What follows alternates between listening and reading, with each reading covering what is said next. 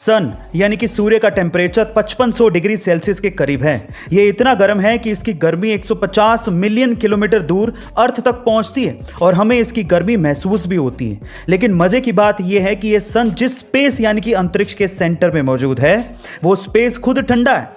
अब यह कैसे हो सकता है कि सन जिसकी गर्मी 150 मिलियन किलोमीटर दूर तक पहुंचती हो, वो सन जिस स्पेस में मौजूद हो वो ठंडा है?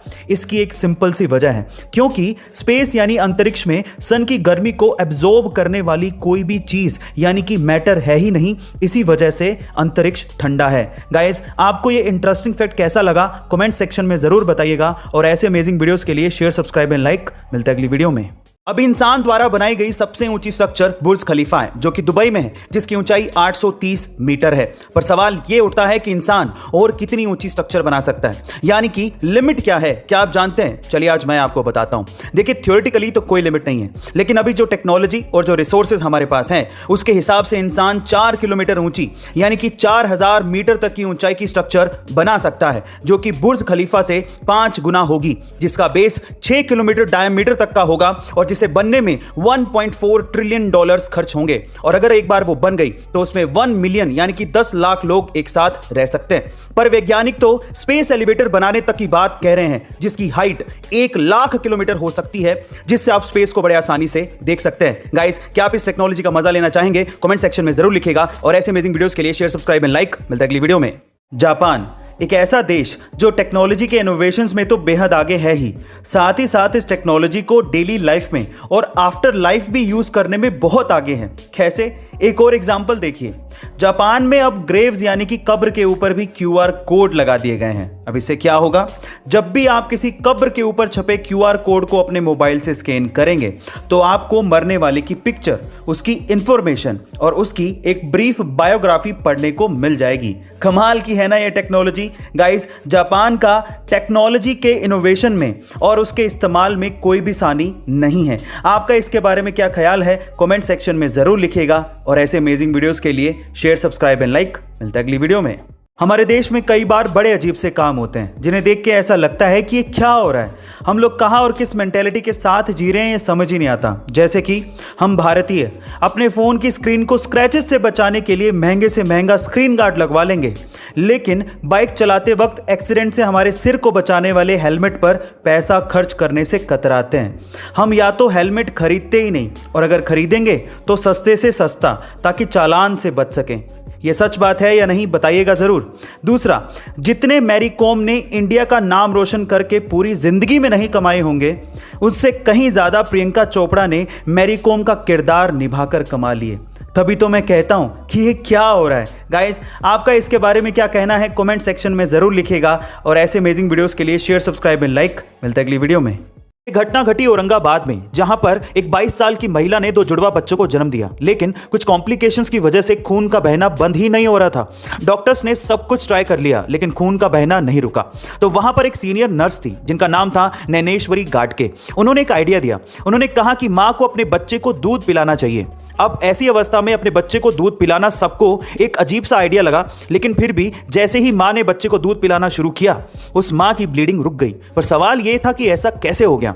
ऐसा इसलिए हुआ क्योंकि दूध पिलाने से ऑक्सीटोसिन नाम का एक हार्मोन रिलीज होता है, जिससे खून के थक्के जमने लगते हैं और फाइनली इसी वजह से उस महिला की ब्लीडिंग रुक गई। ये उस नर्स का 11 साल का एक्सपीरियंस और प्रेजेंस ऑफ माइंड था, जिसकी वजह से मां की जान बचाई जा सकी। गाइस, आपको इसके बारे में क्या कहना है? कमेंट सेक्शन में जरूर लिखिएगा और ऐसे अमेजिंग वीडियोस के लिए शेयर, सब्सक्राइब एंड लाइक। मिलते हैं अगली वीडियो में। ऊपर वाले ने बहुत से लोगों को सही सलामत 2 हाथ बख्शे हैं, लेकिन फिर भी कई लोग उन्हीं दोनों हाथों को फैलाने पर मजबूर हैं। उन्हीं हाथों की लकीरों की दुहाई देके अपनी किस्मत को कोसते रहते हैं। लेकिन एक बंदा ऐसा है जिसके हाथों की लकीरें तो छोड़ो, उसके दोनों हाथ ही नहीं है, लेकिन फिर भी वो बंदा अपनी मेहनत के दम पर अपनी तकदीर खुद लिख रहा है। चीन की तरफ से पैरा ओलंपिक 2021 में उतरा ये बंदा एक स्विमर यानी कि तैराक है। अब आप लोग सोच रहे होंगे कि इसके हाथ नहीं है तो ये तैरता कैसे होगा? यही तो चमत्कार है। अपनी मेहनत के दम पर यह बंदा अभी तक पैरा ओलंपिक 2021 में 4 गोल्ड मेडल जीतकर वर्ल्ड रिकॉर्ड बना चुका है। इसका नाम है जेंग ताओ। कमाल का जज्बा है इस बंदे का।